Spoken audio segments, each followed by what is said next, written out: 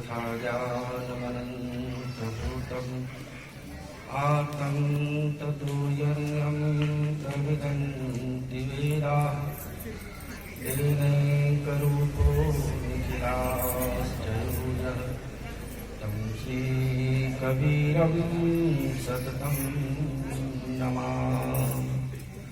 सेव्यं सतां विश्वविनाशशक्तं ज्ञानं यतीनां नयनं दिव्यं यस्योपदिष्टं विगतान्तराय चरणारविन्दं सततं नमामि। नमो नमो गुरुदेव गुरु नमो कबीर कृपा नमो संत शरणागति सकल पाप भंजन। बोली प्रेम से सद्गुरु कबीर साहेब की। थोड़ा जयकारा जोर से लगाएंगे तो हाथ से ताली लगाएंगे। जो न लगावे ताली उसका हाथ रहेगा खाली, जो लगाएगा ताली और उसका बक्सा रहेगा नोटों से भारी। बोलो प्रेम से सद्गुरु कबीर साहेब की जय, रघुनाथ जी साहेब की जय, धाम की जय, स्थल मगहर धाम की जय, करसिया धाम की जय, साहेब की जय, धर्माधिकारी साहेब की जय, संत महापुरुषों की जय, कबीर आश्रम बेलारी की जय, स्थान की श्रोता वक्ता की जय, सत्संग महात्मा की जय, हंस को बंदगी सत्यनाम।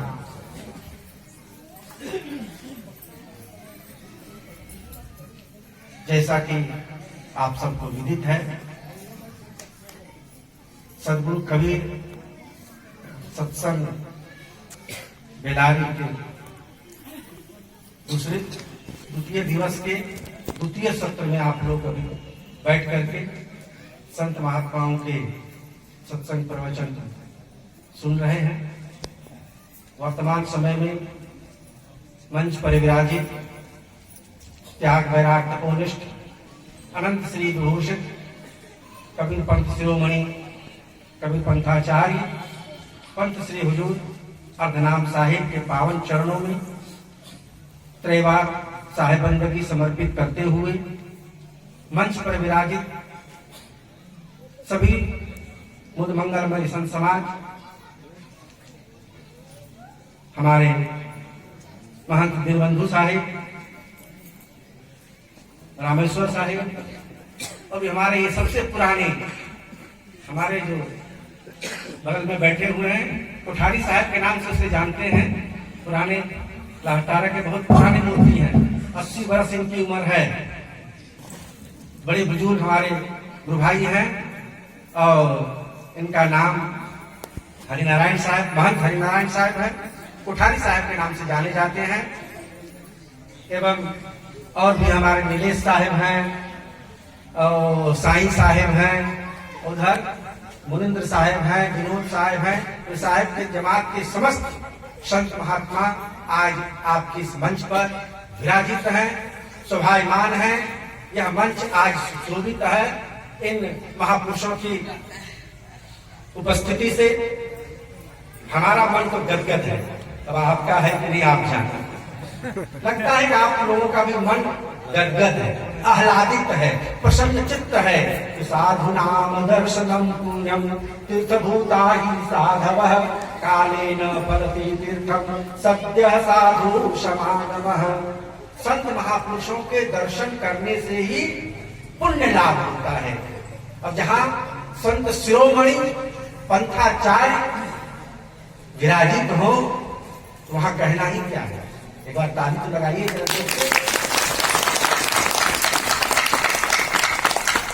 पंथ श्री के सानिध्य में बोलने में तो थोड़ा लगता है हिचक, लेकिन साहेब का आशीर्वाद है, कुछ बोलने का प्रयास करूंगा।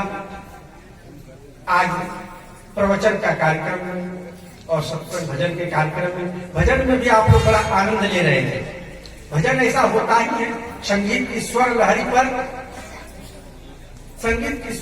पर तो पेड़ पौधे भी झूम जाते हैं। मनुष्य की कौन पूछे, पशु पक्षी की कौन पूछे, पेड़ पौधे भी झूम जाते हैं संगीत की स्वर लहरी पर। आप हमारे जयपुर वाले साहब से इतने मधुर संगीत, मैं तो वहीं से सुन रहा था, पुराने पुराने फिल्म के तर्ज पर इतना सुंदर सुंदर भजन सुना रहे थे और आप लोग मस्त होकर के सुन रहे थे।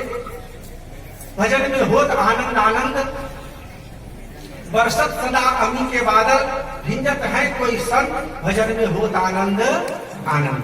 तो भजन में आनंद आता ही है। आप लोग भजन के आनंद ले रहे थे, फिर हमारे संत महापुरुषों के द्वारा प्रवचन का आनंद लिया, प्रवचन से लाभ लिया। अभी भक्ति के संबंध में, ज्ञान गुदड़ी के संबंध में हमारे संतों ने बहुत चर्चा की। हमारे रामेश्वर साहब ने जीवन के संबंध में बहुत ही सुंदर व्याख्या की। बात भी मैं भी कुछ यहीं से शुरू करना चाहता हूं। जीवन क्या है और जीवन में भजन का क्या महत्व है, इसको जानना जरूरी है। जीवन दो शब्दों में यदि कहा जाए, शरीर और आत्मा का संयोग काल जीवन कहलाता है। शरीर और आत्मा का संयोग काल जीवन कहलाता है। इसे थोड़ा शास्त्रीय ढंग से इसको समझें तो न्याय कारिका कार ने एक कारिका में बड़ा ही सुंदर इसको सजाकर स्पष्ट रूप में जीवन की व्याख्या की। सदेह सांख्य कारिकाकार ने एक कारिका कही है जीवन के संबंध में। जीवन की व्याख्या, वास्तव में जीवन क्या है? सदेहस्य आत्मनो विपाच्यमान कर्माशय सहितस्य मनसा सह संयोग संबंध जीवनम, जिसका अर्थ होता है सदेहस्य आत्मनः विपच्यमान आशय, मतलब अवशिष्ट कर्म के साथ शरीर सहित सहदेह आत्मा, शरीर सहित आत्मा का मन के साथ संयोग होना ही जीवन है। क्या है जीवन? मन केवल जो है आत्मा और शरीर का संयोग जीवन नहीं। कारिकाकार ने थोड़ी और विस्तृत इसको विस्तार दिया का मन का भी सहयोग है जीवन में। मन का ही सहयोग है, मन का भी सहयोग है, क्योंकि मन के द्वारा ही यह जीवन मिला है। क्योंकि मन से वासना बनती है और वासना से जन्म मरण लगा रहता है। जीवन मिलने में भी मन का ही कारण है और जीवन से मुक्त होने में भी मन ही कारण है। मन एवं मनुष्याणाम कारणम बंध मोक्ष, बंधन का कारण और मोक्ष का कारण। बंधन का कारण का मतलब इस शरीर में आना, जन्म लेना। शरीर में आना, जन्म लेना यह भी मन का ही कारण है।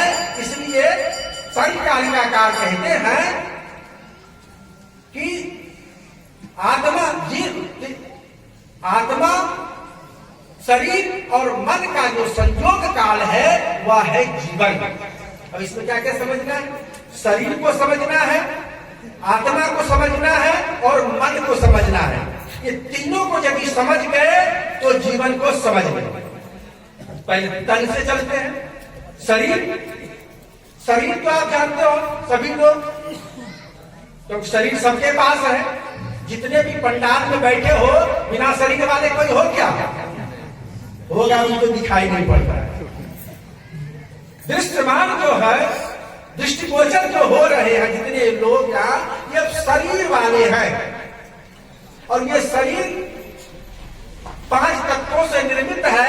ऐसा इस मंच से और साथ ही भागवत कथा के मंच से भी आपने बार बार सुना है। क्षिति जल पावक गगन समीरा पंच रचित यह अधम शरीरा। मिट्टी, पानी, आग, हवा और आकाश। सीधे शब्दों में कहे, देहाती शब्दों में, ग्रामीण शब्दों में, घरेलू शब्दों में कहे तो मिट्टी, पानी, आग, हवा और आकाश, इन 5 तत्वों के संघात से एक विशेष प्रक्रिया के द्वारा, अब बाहर इसका संघात कर दो मिट्टी, पानी, आग, हवा और आकाश का, तो शरीर निर्माण होगा क्या? नहीं होगा। उसके लिए प्रकृति ने, परमात्मा ने एक विधि बनाई, एक नियम बनाया, साचा बनाया, उसका एक सिस्टम बनाया। उस सिस्टम के तहत इस शरीर का निर्माण होता है। तो निर्माण हुआ तो इस शरीर कहते किसे है?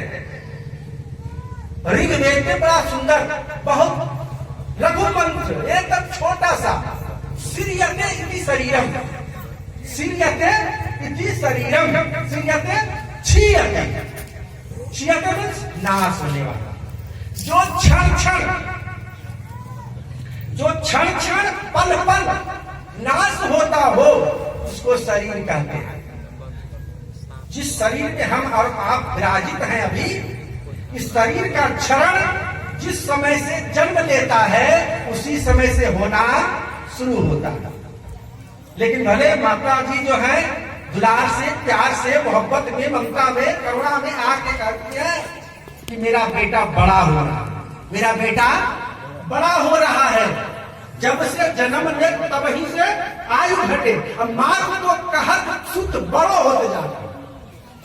ये माता ममता बस कहती है कि मेरा बेटा बड़ा होता जा रहा है, मेरा बेटा 10 वर्ष का हो गया और 10 वर्ष बाकी है तब विवाह करके बहू को घर लाए। ममता बस, मोह बस कहती है, वास्तव में 10 वर्ष आयु उसकी क्षीण हो। समय क्षण क्षण पल पल, हर पल मनुष्य का उम्र जो है घटता जाता है, आयु क्षीण होती जाती है। इसके जो नस नाड़ियां भी जो है धीरे धीरे क्षीण होता चला जाता है। हम लोग देखते हैं क्षीण होते होते इतनी अवस्था में, इस रूप में हो गए। कभी तो हम लोग थे ना भाई छोटे बच्चों की तरह, किशोर बालक की तरह, युवाओं की तरह, लेकिन आज इस अवस्था में हो गए और कल आने वाले समय में एक ऐसी अवस्था आएगी कि यह क्षरण होते होते क्षार बन जाएगा। क्या बनेगा? क्षार समझते हैं?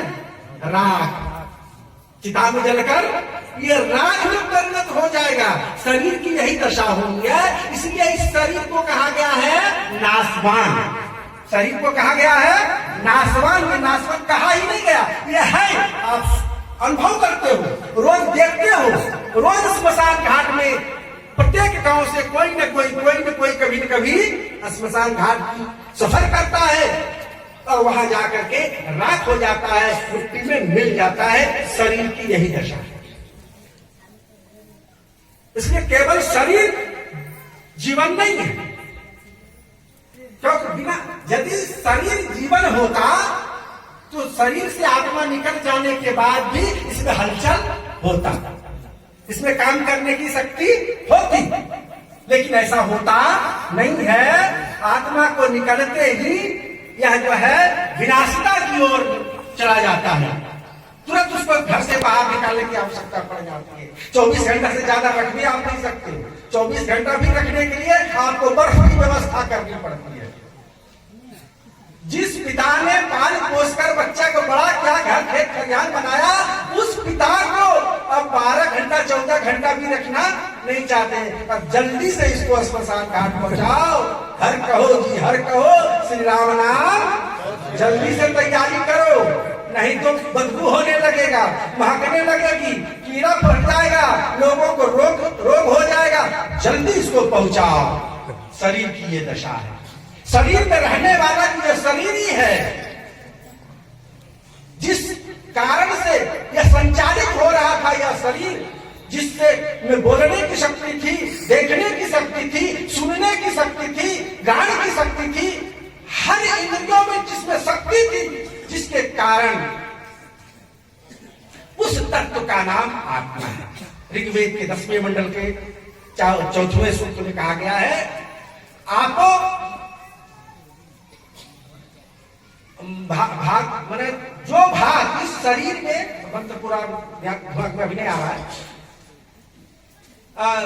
शरीर के जो भाग अजर और अमर है, जो भाग अजर और अमर है, जिसके चलते, जिसकी उपस्थिति से यह शरीर संचालित हो रहा है, उसे कहते हैं आत्मा।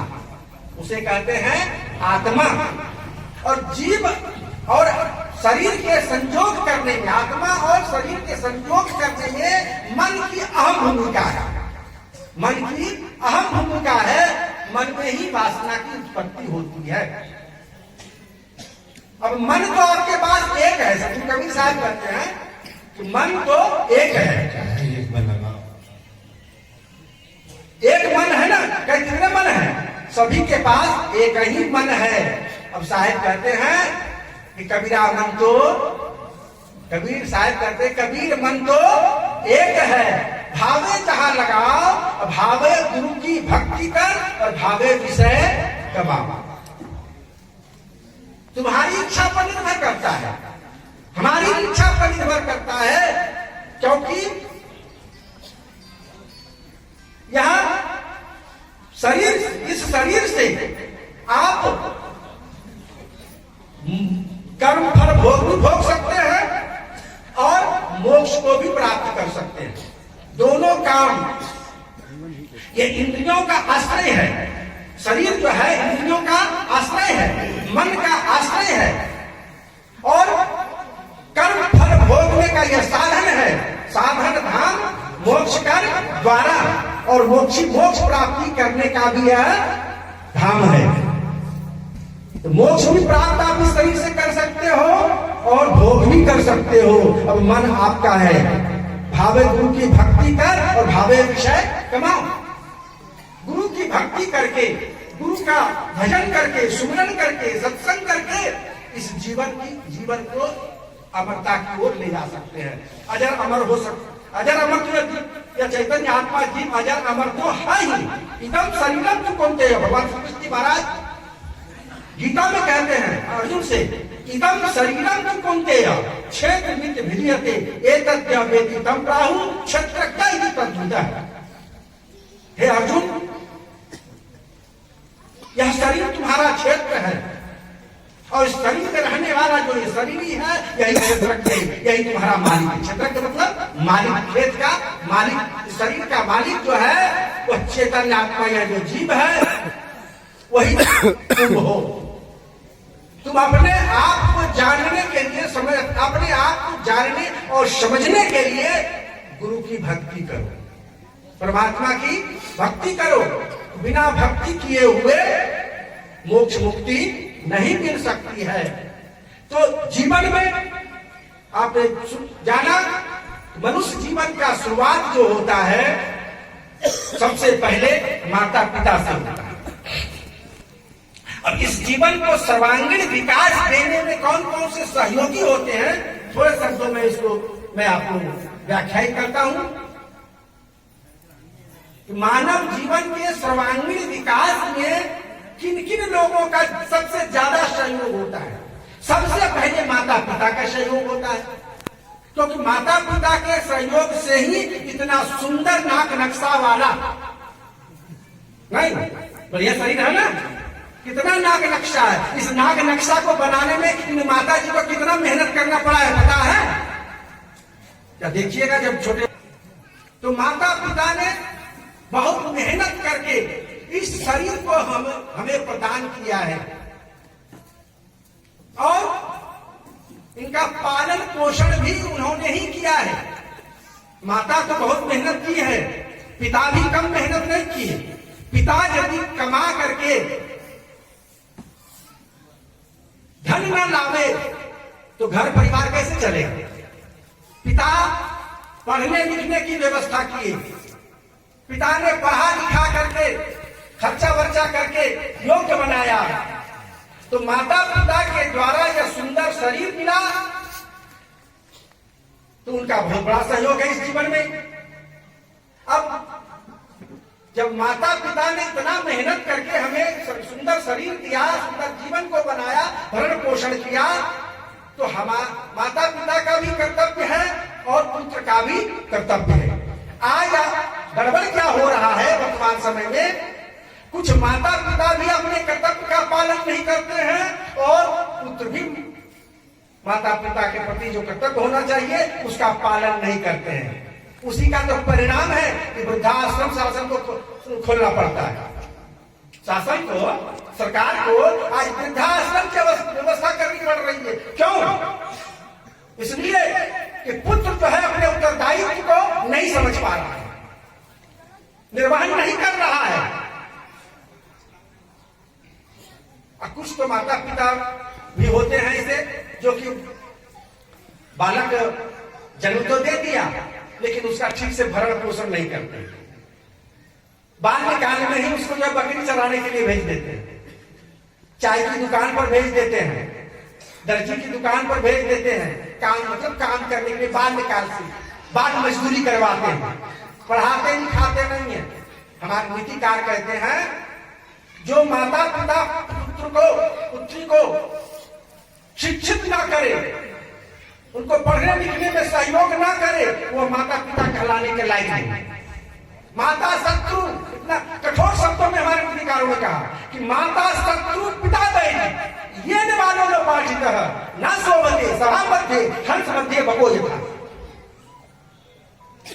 माता शत्रु है, पिता वैरी करने योग्य है जो पुत्र को पढ़ने लिखने में सहयोग नहीं करता और बाल मजदूरी उससे करवाता है। जब आपने जन्म दिया है तो उसका भरण पोषण करना, उसको शिक्षित करना, उसको स्कूल कॉलेज भेजना ये आपका उत्तरदायित्व है। आप जैसे भी हो कमा करके मेहनत मजदूरी करके अपने आधा पेट खाकर और उस बच्चों को शिक्षित करना चाहिए। उसके जीवन के निर्माण उसके जीवन का निर्माण करने के लिए शिक्षा की बहुत बड़ी आवश्यकता है। शिक्षा के बिना बच्चों का जीवन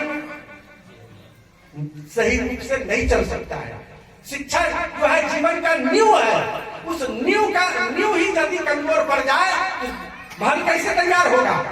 इसलिए माता पिता का उत्तरदायित्व है कि बालक को हर संभव पढ़ाने की व्यवस्था करे। इसके लिए उनको चाहे माथा पर डेलिया लेकर के, टोकरी लेकर के सब्जी बेचना पड़े, चाहे खेतों में जाकर के मजदूरी करना पड़े।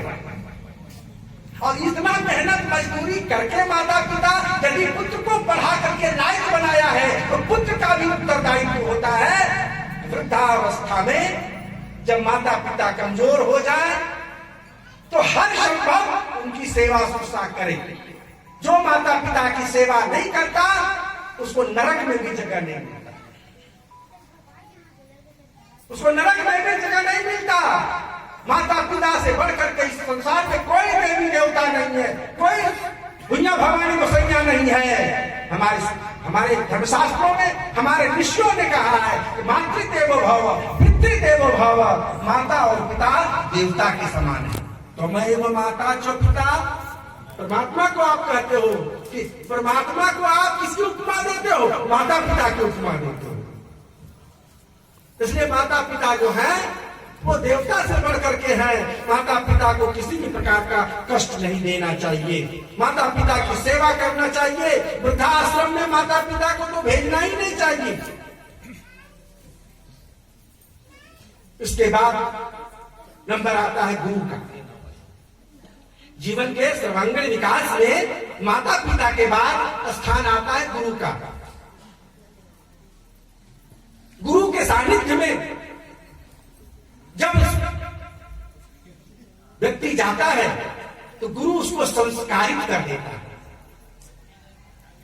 कहा जाता है कि कोयले के खान से निकले हुए हीरे का वह कीमत नहीं होता। कोयले के खान से निकले हुए हीरे का वह कीमत नहीं होता जो कीमत जौहरी के पास जाकर खराज कर उसको सही नाग नक्शा दे देता है तो कीमत होती है।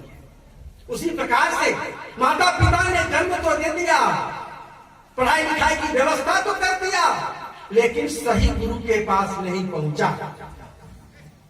शिक्षक पहले तो भाई विद्यार्थी पढ़ाई तो विद्यालय के शिक्षक को कैसा होना चाहिए, क्योंकि आजकल के गुरु तो है ही नहीं। ये आध्यात्मिक गुरु नहीं, भौतिक गुरु। गुरु दो प्रकार का, एक आध्यात्मिक गुरु, एक भौतिक गुरु। पहले हमें भौतिक गुरु की आवश्यकता होगी। भौतिक गुरु शिक्षा, जब हम स्कूल जाते हैं पढ़ने लिखने के लिए, तो आज शिक्षक रहे नहीं, आज क्या हो गए हैं? टीचर। क्या हो गए हैं? टीचर। टी मतलब बोलो जी, टी मीन्स चार।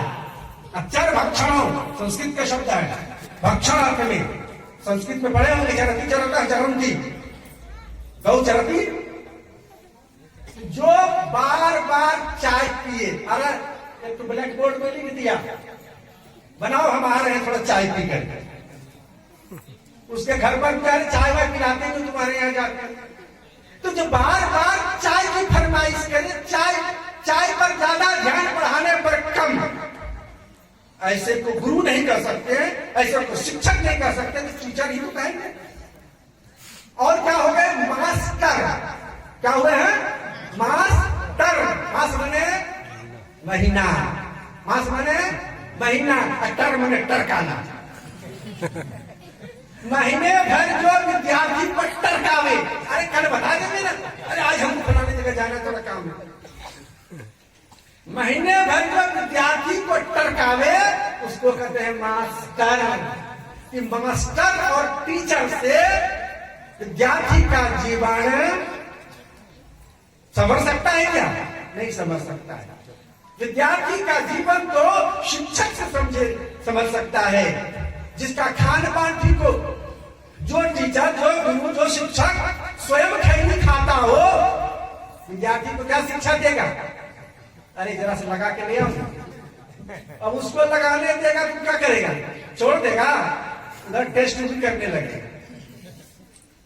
अब विद्यार्थी से खैनी लगवाएगा, बीड़ी सिगरेट मंगवाएगा, तो क्या ऐसा होगा? शिक्षक को अपने कर्तव्य का पालन करना चाहिए। उनको कभी भी अपने जीवन में नशापान स्वयं ना करें, क्योंकि देखा देखी प्रभाव पड़ता है। आप क्या करते हैं, बच्चे को ज्यादा प्रभाव उस पर पड़ता है, आपके कहने से नहीं। आप कहो तो बीड़ी मत पीना, सिगरेट मत पीना, दारू ताड़ी मत पीना, और वो देख लेंगे एक दिन कि मास्टर साहब तो पी रहे थे फलाने की दुकान पर खड़े होकर के। कोई बढ़िया चीज है तभी तो पी रहे थे सिगरेट। आजकल सिगरेट को कहते हैं मरकरी, इधर कहते हैं पता नहीं, हमारे इधर कहते हैं मरकरी। चलो मरकरी पिए। अरे मरकरी पियोगे तो मरकर ही पियोगे, जिंदा होके नहीं पियोगे। मरकरी पियोगे तो मरकर ही पियोगे, जिंदा होकर नहीं पियोगे।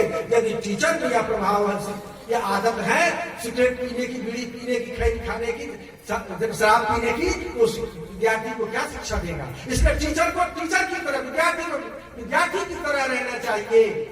शिक्षक को जो शिक्षकोचित गुण है, वो गुण उसमें विद्यमान होना चाहिए, ताकि शिक्षक विद्यार्थी एक योग्य विद्यार्थी बने। क्योंकि आज का विद्यार्थी ही कल का एक नागरिक है हमारा, वही एक नेता है, वही कल प्रधानमंत्री बनेगा, वही राष्ट्रपति बनेगा, वही मंत्री बनेगा।